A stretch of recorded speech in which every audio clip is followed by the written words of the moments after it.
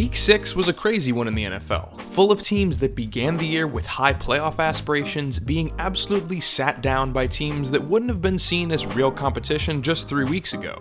The Chargers getting beat up by the injury-torn Steelers, the Cowboys dropping a third straight loss to the previously winless Jets, and even the Rams establishing their own 3-game losing streak to the new undefeated hotshots of the NFC West in the 49ers. It was a great week of football that's going to inspire a lot of panic columns and a fair amount of self-loathing for teams that are reeling back their expectations. So for this week's matchup, I want to discuss two teams that have expectations that have moved up and down over the course of the first 6 weeks of the season, and where they stand going into a critical divisional matchup coming this Sunday. The Houston Texans will be traveling to Indianapolis to take on the rival Colts in a matchup that's got so many moving parts, it's hard to get a grasp on what things are going to look like when it's all said and done.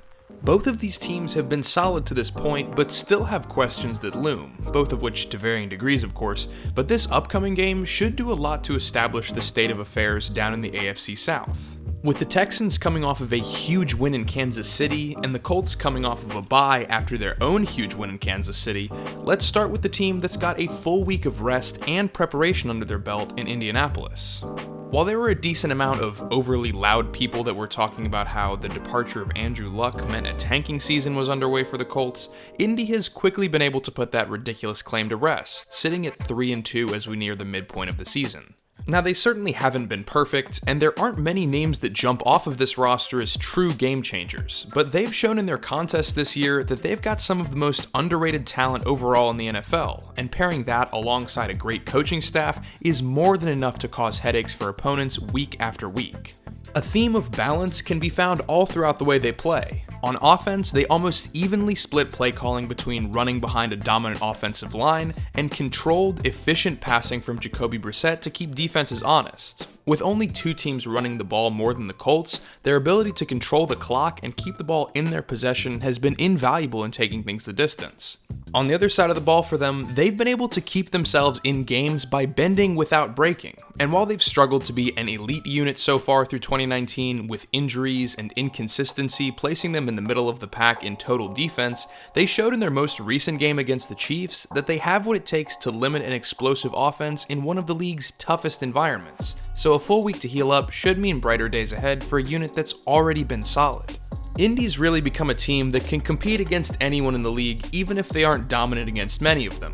And while they're not flashy, they're a group that's definitely going to go play 4 quarters of consistent football. So if you make one too many mistakes along the way, they're going to capitalize. Taking on the Colts after a full week to prepare is no small feat, but the Houston Texans have proven through the highs and lows of their season so far that they're really not your average team.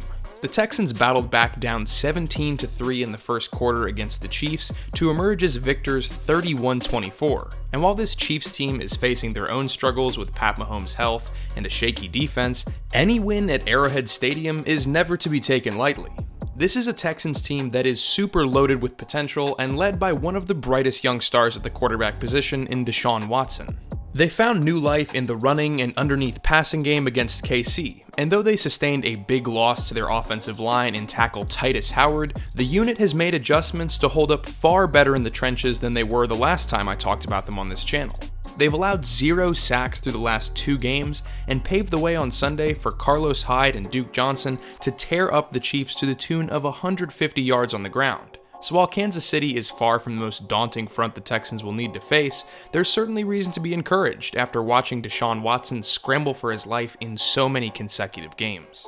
On the other side of the ball for Houston, it's been a unit on the rise with each position group holding strong to limit opponents without any real major weaknesses, but the loss of top corner Bradley Roby is certainly going to be cause for concern as he looks to be out for around a month. The Texans have already been without fellow DB Jonathan Joseph, which really warrants even more credit that the team was able to limit Patrick Mahomes to his lowest passing total of the season at 273 yards. Romeo Crennel is already established as an excellent defensive coordinator, and with his group playing at the highest level they've been at all year, it certainly makes the Texans' high-powered offense even harder to keep up with. So with these two teams looking more balanced by the week, which of them is going to find a formula to success? Well, in terms of key matchups, I think this is going to be a game that sees the Colts running the ball early and often, as the team has been successful in doing with an emerging star in Marlon Mack. but if they're going to blow this game open, it'll have to be on the ability of Jacoby Brissett to take advantage of the holes in Houston's battered secondary. That unit for the Texans is already ranked at the bottom 10 of the league in pass defense, and if Frank Reich is able to open things up on the outside with T.Y. Hilton to exploit matchups against more inexperienced DBs, things are going to get a lot easier for the Colts to move the ball both through the air and on the ground.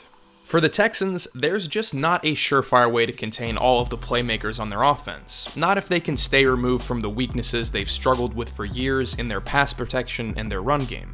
The Colts defense is stronger than that of the Chiefs, and their pass rush has been inconsistent but still has been able to find success, so keeping Deshaun Watson upright is going to be just as critical as ever.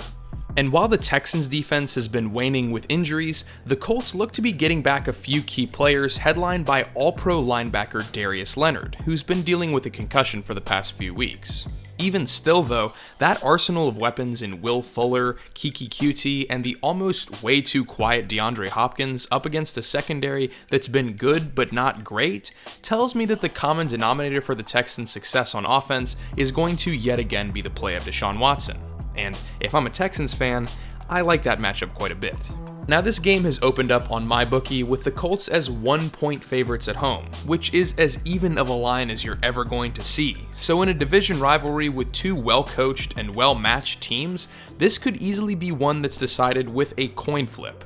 But for me, as much as I love what the Texans have put together recently, I think that full week of preparation for Indy and Houston coming down off of a major win in Kansas City is going to be a difference maker that really can't be ignored here. I'm usually not one to make predictions based on something like mental preparation or readiness, but I think it really goes to show what a great divisional showdown this is shaping up to be.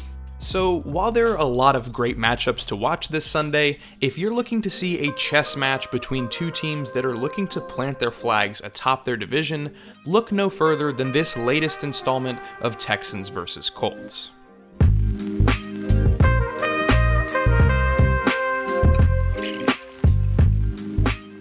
Thank you all for watching. This series has been a ton of fun to make so far, and it's all been made possible by my friends over at MyBookie. If you're interested in putting some money down on the games each week, MyBookie is rightfully one of the top online sportsbooks, and they're hooking up everyone that's watching this video with an awesome 100% bonus on your first deposit of up to $1,000 just by using my code EDGE at the link below. I'm on there each and every week, and their entire site and service has seriously always been top-notch. So if you're interested, feel free to check out MyBookie at the link below, and make sure to use my code EDGE to double your first deposit of up to $1,000. So as always, thank you to MyBookie, and I'll see you all on Friday for another video. Take care.